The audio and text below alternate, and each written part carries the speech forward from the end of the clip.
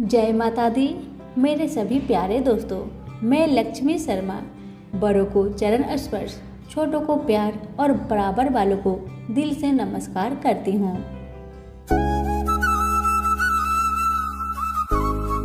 ओम गणेशाय नमः। आज मैं आप सभी को गणेश जी की कथा सुनाने जा रही हूँ। किसी भी पूजा व्रत या कथा के दौरान गणेश जी की कथा सुनना आवश्यक होता है। विघ्नहर्ता गणेश अपने भक्तों की कठिनाई को दूर करते हैं और उन्हें मनोवांछित फल प्रदान करते हैं। विघ्नहर्ता गणेश जी को बुद्धि, विवेक और धन का स्वामी कहा जाता है। हिंदू मान्यताओं के अनुसार गणेश जी की पूजा करने से सुख शांति बनी रहती है और जीवन के सभी दुख दर्द दूर होने के साथ शुभता का वास होता है। भगवान गणेश अपने भक्तों की जिंदगी में आई हुई विपदा को हमेशा के लिए दूर करते हैं और लंबे समय से रुके हुए शुभ कार्य को संपन्न करते हैं।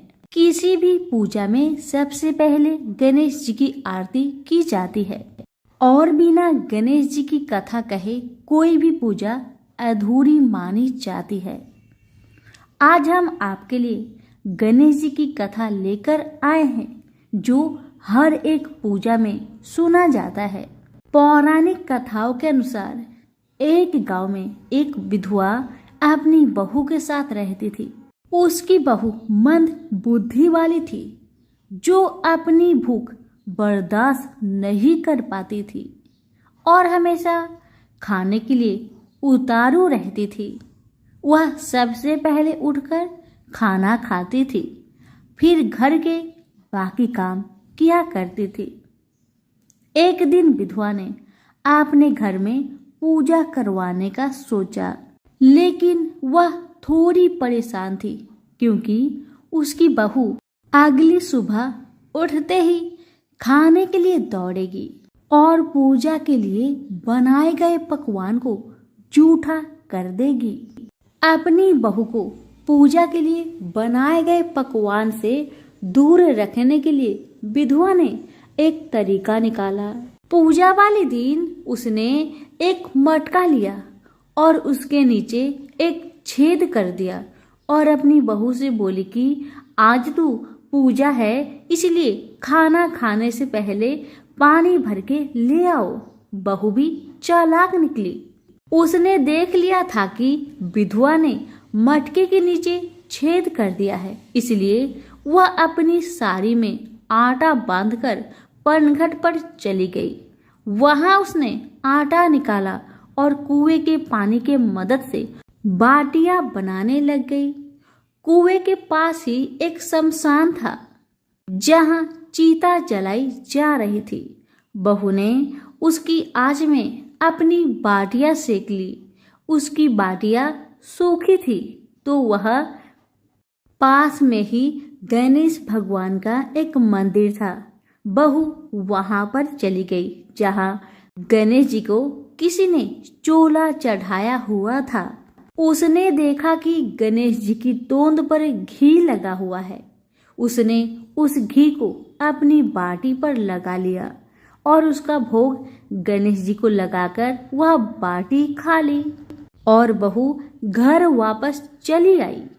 बहू की इस हरकत पर गणेश जी को बहुत गुस्सा आया और उन्होंने गुस्से में अपने नाक पर उंगली चढ़ा लिया। जब गांव वाले ने देखा कि गणेश जी ने अपने नाक के ऊपर उंगली चढ़ा लिया है तो उन्हें मनाने के लिए बहुत जद्दोजहद किया गया, लेकिन गणेश जी ने अपनी उंगली वापस नहीं उतारी।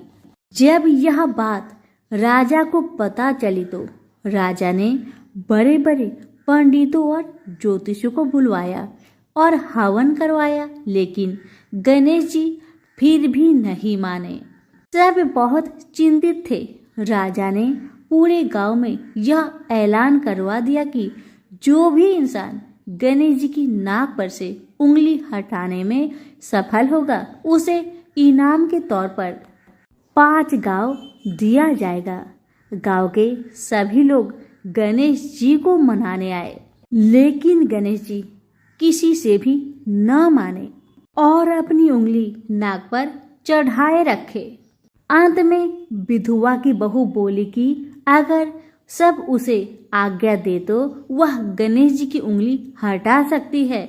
उसकी बात सुनकर उसकी विधवा सासू माँ हंसने लगी और बोली कि जब बड़े बड़े विद्वान कुछ नहीं कर पाए तो वह कैसे गणेश जी को मना पाएगी।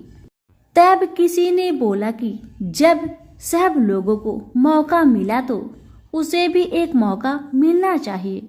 फिर सभी लोग बहू को एक मौका देने के लिए मान गए, लेकिन बहू ने एक शर्त रखी। उसने कहा कि उसके घर से लेकर मंदिर तक पर्दा बांध दी जाए। सब लोगों ने सोचा कि इतना तो हो ही चुका है तो पर्दा बांधने में क्या जाता है। बहू के कहे अनुसार उसके घर से लेकर मंदिर तक पर्दा लगाया गया। बहू ने अपना दिमाग लगाया और वह अपने साड़ी की आंचल में मोगली छिपाकर मंदिर चली गई। अब बहू ने मंदिर में जाकर गणेश जी से बोला कि मैंने आपके तोंद से जरा सा घी क्या ले लिया, आपने अपने नाक पर उंगली चढ़ा ली। अब आप नाक पर से उंगली हटाइए या दो एक मोगरी की, अभी आपके टुकड़े टुकड़े हो जाएंगे। बहू की यह चेतावनी सुनकर गणेश जी थोड़ा डर गए और उन्होंने सोचा कि यह तो पूरी पागल है, कहीं सच में यह मुझे मोगरी न मार दे। अब तो गणेश जी ने बिना सोचे समझे अपनी नाक पर से उंगली हटा ली, जिसे देखकर गांव वाले बहुत खुश हो गए और बहू का जय जयकार करने लगे। राजा के ऐलान के मुताबिक बहू को 5 गांव इनाम में दिए गए। यह कथा सुनकर लोग गणेश भगवान से यह मांगते हैं कि वह भी उस बहू की तरह सबकी बात मान जाए और उनकी सभी मनोकामनाएं पूरी करे। तो प्रेम से बोलिए गणेश महाराज की जय हो। एक गांव में एक बहुत ही साधारण आदमी रहता था। उसे गणेश जी पर बहुत विश्वास था। जब कोई व्यक्ति उसे हालचाल पूछता तो वह कहता गणेश जी जाने। उस गांव में गणेश जी का एक छोटा सा मंदिर था। उन्हें उन पर पूरा विश्वास था। वह आदमी के 2 पुत्र और एक पुत्री थी। जब पुत्री की शादी किया तो उस साधारण आदमी ने साहूकार से कुछ कर्जा लिया। इसी तरह से समय बीतने लगा। कुछ समय बाद बेटा ने अपने पिता से कहा, पिताजी ये पैसा लीजिए और ये पैसा लेकर साहूकार को दे दीजिए ताकि आपको कर्ज से मुक्ति मिले। उस आदमी ने जाकर साहूकार से कहा, यह लीजिए साहूकार जी आपका पैसा जो आपने मेरी बिटिया की शादी में दी थी। लीजिए अपना पैसा ब्याज सहित और मुझे कर्ज से मुक्त करा दीजिए। साहूकार ने एक पेज पर लिख दिया था कि आपका पूरा कर्जा ब्याज सहित प्राप्त हुआ है, आप कर्जा से मुक्त हो गए हैं। साहूकार ने उस आदमी से पूछा, इस पर क्या लिखा हुआ है? उस आदमी ने कहा, मैं तो अनपढ़ हूँ, जो लिखा है वह गणेश जी जाने, मुझे नहीं पता। साहूकार समझ गया कि व्यक्ति बहुत सीधा है। उनके मन में लोभ आ गया। साहूकार ने उस आदमी को कहा, अंदर जाकर एक गिलास पानी लेकर आओ।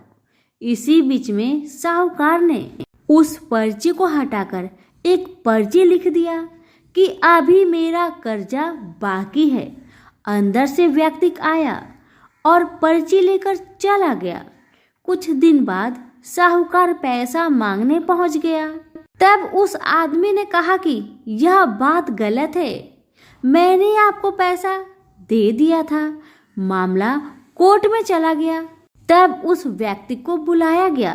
उस व्यक्ति ने जज साहब से अपनी सारी कहानी सुनाई कि उसने कैसे साहूकार को पैसा लौटाया था, लेकिन उस व्यक्ति के पास कोई सबूत नहीं था। वह सिर्फ एक ही बात कह रहा था कि मेरे गणेश जी जाने, मेरे गणेश जी जाने। अब जज साहब ने उस व्यक्ति से पूछा, क्या तुम्हारा कोई गवाह है जिसने तुम्हें साहूकार को पैसे देते वक्त देखा था? तब उस व्यक्ति ने कहा, हाँ, मेरे गणेश जी है, मेरे भगवान जी है, मुझे पैसे देते हुए साहूकार को देखा था।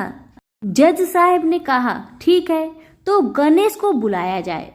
पुलिस वालों ने उस व्यक्ति के गांव में जाकर लोगों से पूछा कि गणेश जी नाम का कोई व्यक्ति इस गांव में रहता है, उसे कल कोर्ट में आना पड़ेगा।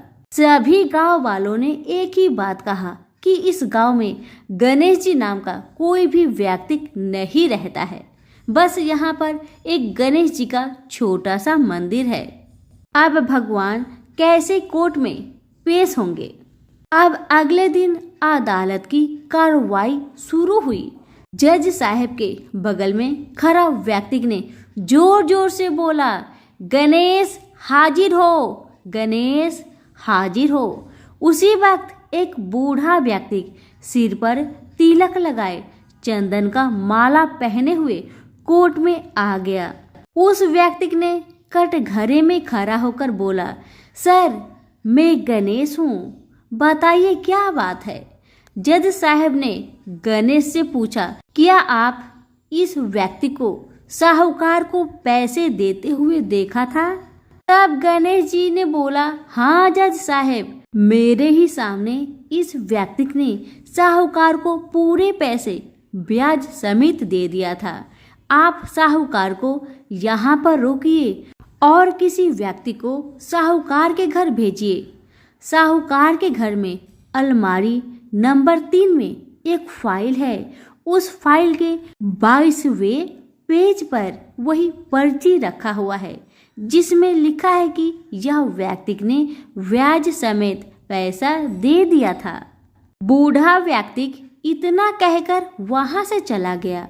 कुछ देर बाद सिपाही वापस आया और जज साहब को एक पर्ची दी। यह पर्ची जिसमें लिखा हुआ था कि पूरा पैसा ब्याज समेत मिल गया। जज साहब ने कहा, गणेश कहाँ गया? उनको बुलाया जाए। अब तो गणेश जी कहीं दिखाई नहीं दिए। अगले दिन जज साहब उस व्यक्ति के गांव में गया। पूरे गांव की छानबीन कर ली, पर कहीं भी वह वृद्ध आदमी इस गांव में नहीं मिला। जज साहब को समझने में देर नहीं लगी कि वह वास्तव में गणेश भगवान ही थे। जज साहब उसी वक्त अपने पद से इस्तीफा दे दिए। जज साहब भारत के सभी मंदिरों में घूम घूम कर उसके दरबार पर मिट्टी को अपने सिर में लगाते थे। इसी मंदिर में कभी बैठते ही नहीं थे, क्योंकि जज साहब कहते थे कि हमने भगवान को अदालत में बुलाकर खड़ा किया था, फिर मैं किसी मंदिर में कैसे बैठ सकता हूँ। इस तरह जज साहब काफी बदल गए और गणेश जी की बहुत बड़ा भक्त बन गए। तो सभी प्रेम से बोलिए, गणेश भगवान की जय हो। हे गणेश जी महाराज, जैसे आपने उस व्यक्ति का साथ दिया, वैसे ही मेरी इस कहानी को सुनने वाले पर, कहने वाले पर, हुक्कारे भरने वाले पर, सभी के परिवार पर अपनी कृपा बनाए रखना। तो फिर से बोले, गणेश जी महाराज की जय। एक बार एक मेढक और मेढकी तालाब में साथ रहते थे। मेढक गणेश जी का बहुत बड़ा भक्त था। वह हर रोज गणेश जी की पूजा करता था। वह कुछ काम न करता, बस गणेश जी का नाम जपता रहता। मेढकी उससे बहुत परेशान थी। एक दिन मेढकी ने गणेश जी की मूर्ति छिपा दी। मेढक आया और गणेश जी की मूर्ति के बारे में पूछने लगा तो मेढकी ने बोला कि मुझे नहीं पता। एक दिन एक औरत उनके तालाब के पास आई और उसने अपने मटके में पानी भरने लगी। जैसे ही उसने पानी भरा वैसे ही मेढक और मेढकी उसके मटके के अंदर चले गए। घर जाकर उस औरत ने पानी गैस पर रख दिया। मेढक और मेढकी भी साथ में जलने लगे। मेढकी मेढक को बोलने लगी कि तुम तो गणेश जी की बहुत बड़ी भक्त हो, तो बोलो गणेश जी को हमें बचाए। मेढक ने यह सुनकर गणेश जी का नाम जपना शुरू कर दिया। थोड़ी देर बाद एक सांड आया और अपने दोनों सींग मटके पर जा मारा और मटका जमीन पर गिरकर टूट गया और दोनों बच गए। मेढक ने घर जाकर गणेश जी की मूर्ति मेढक को लौटा दी और उसने भी गणेश जी का पूजन करना शुरू कर दिया। तो प्रेम से बोलिए गणेश महाराज की जय हो। धन्यवाद।